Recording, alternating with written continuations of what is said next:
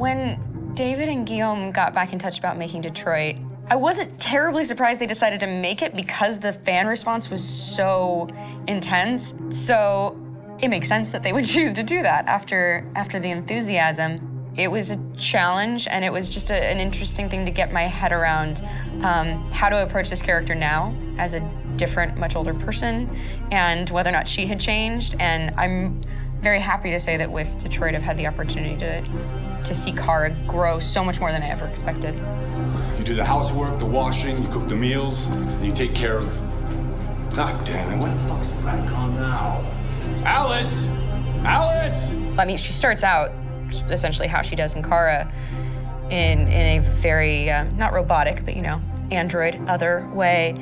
And getting to take this journey where she becomes more and more human as it goes on. You know, and as an actor, that's a wonderful exploration in every way, whether it's how she sits, her posture, how her voice changes, how emotions change, and how much emotion is based on things like empathy and social experience. And so having, you know, as much material as I got with David to have this huge, nuanced arc was really incredible. Why couldn't we just be happy? This experience has been quite different than the experiences I've had shooting film or TV or doing theater work. I have 83 dots on my face and a really flattering black wetsuit type thing, and you're jumping around with props, and it's kind of like being a 10-year-old imaginative kid, which is fun. There's 80 cameras around us. It's already lit. So we just shoot and shoot and shoot and shoot and shoot. There's no change of sets, there's no hair and makeup, there's no wardrobe, so we move really fast, and we'll go through about 35 pages in a day. Working in TV or film, we'll probably do 6 pages a day. It's kind of acting boot camp. It's like working out constantly. I mean, you're doing this thing, and then you got to do something that's completely other back to back to back. And so that kind of process of working is very challenging, but it's also very exciting because you just have to keep coming up with new ideas, and your head goes all over the place because you're trying to keep track of basically 4 different storylines for each different response. You shot that girl, for fuck's sake. It was a machine that looked like a girl. Yeah, I know what I should have done. I just told you I couldn't. All right, I'm sorry.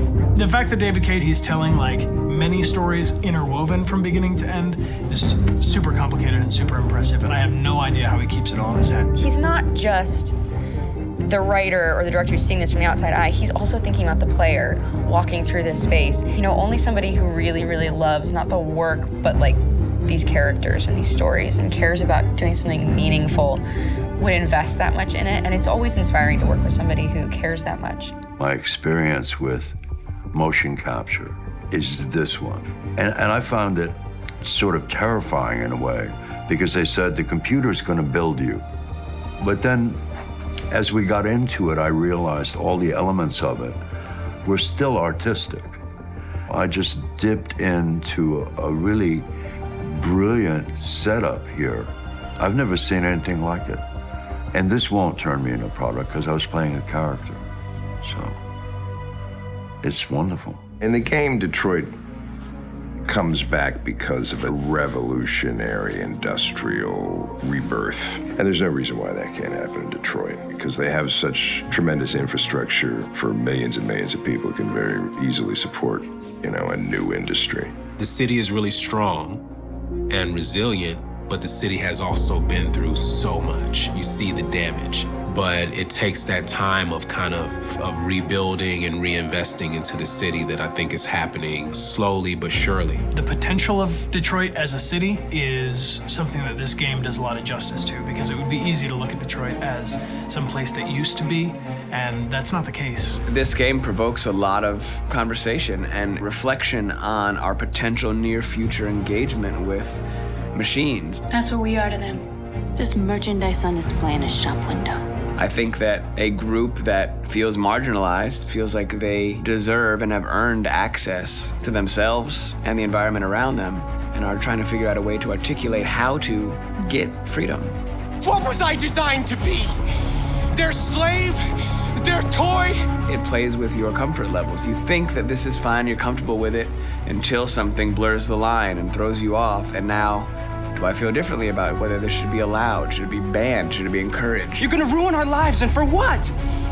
For a bunch of machines? They are not machines! They are alive! I'm alive! You're alive! They're nothing! There are lots of comparable comparisons to any type of persecution of religion, race, etc., dating way back. It can't just be a video game where you shoot 'em up or where people make these choices to do whatever. I think that's the whole point. You have the choice, and you can either choose to go in one direction with your character or another. And I think that's going to be very telling about the gamer. Very telling. I think there's going to be a really strong reaction to this game, which has such a strong perspective. I'm that much more proud of it now to get to be a part of it because it's important. In this game, you're actively building and designing the character through not just what kind of shield does he have or what color hair does she have, but like their temperament and the way they deal with problems. The different endings to this game are so radically different based off maybe seemingly insignificant choices in the moment, but like life, they all add up. And can't play life again, though.